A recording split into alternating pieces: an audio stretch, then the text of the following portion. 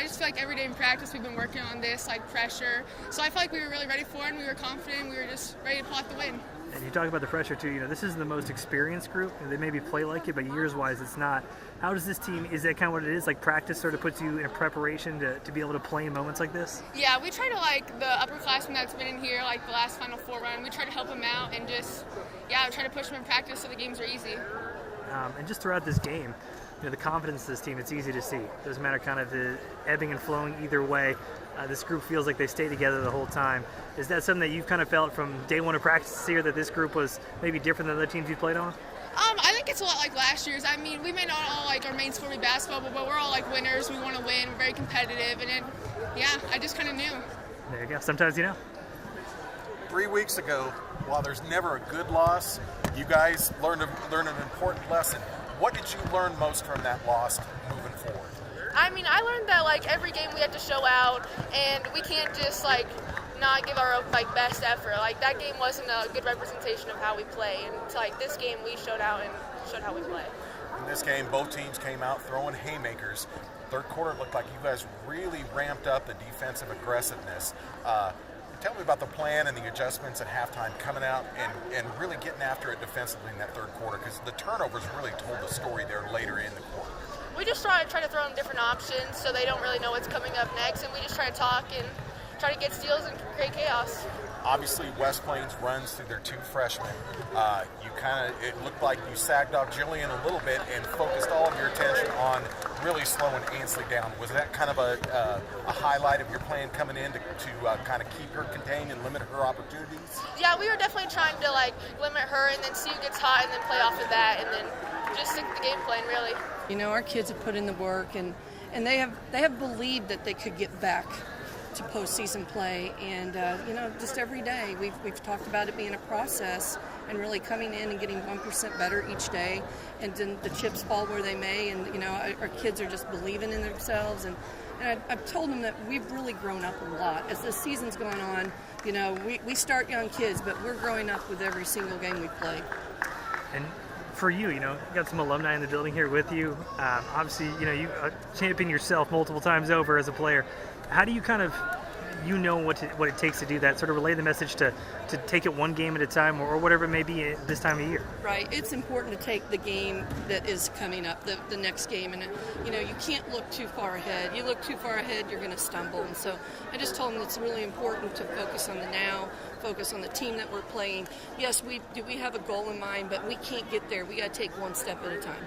And then you kind of talked about, going over it every day in practice, just kind of putting the small things in. You saw it second half when you kind of pulled away in this game.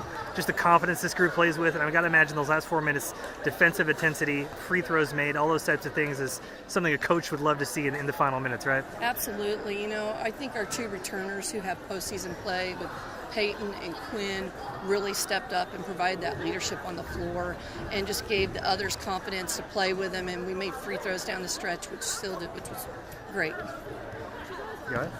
Gotcha. For Izzy's play in particular, because it looked like she also controlled the game with those drives and runners and then finding your bigs down low.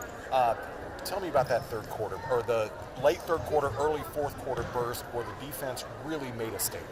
I think we mixed it up on them, and I think that was really crucial for them not to exactly know what we were going to. Each possession, we would throw a different defense at them, and 22 started getting hot inside on one of our shorter defenders, so I switched Peyton over to her so that she would have to guard, that she would have to guard her and shoot over somebody that's 6 foot. And so I think that was just the really important thing of realizing each defensive possession, each stop, when you start stretching out that lead a little bit, each stop's even more important to try to keep that lead. And obviously, as I told Peyton, it's no secret, West Plains, they run through their freshmen.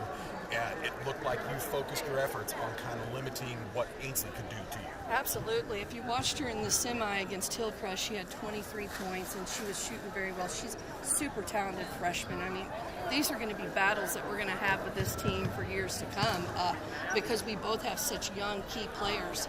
But, that was the first and foremost thing, to not let people get hot from the three, because that's what happened to us at West Plains. I believe they hit 15 threes on us, and that was a focus to make them more dribble drivers and just to get down and guard. and then Peyton's ability to close there in the second half and the fourth quarter. And I think you guys, we looked, I think you were something like 13 of 18 from the free throw line, which I got to say, as a coach, you probably take that 7 days a week. I would take that 7 days a week. We shoot free throws every single day, and just the value and the importance of it, they win ball games. I mean, obviously, as Sully said, we're not done, but you've won district championships as a player and then as a coach. Tell me about how that compares the last 15 seconds there sitting on the bench or watching your team. You don't sit much, so. I don't sit much, you're right, but it was just nice to see all the hard work pay off and just to be able to enjoy the moment and watch our kids, celebrate that win. And it's just fun as a coach to see when your kids are having success. And then how much fun is it turning around and you have your friends here, your old players coming to celebrate with you? Yes, it was great. I had some alum that I played with when I was at Marshfield back in the 80s. I have a couple alums here, and so it was great. My best friend Stacy was here, and she surprised me. I didn't know she was coming, so it was awesome to see them and celebrate and just make them a part of it too.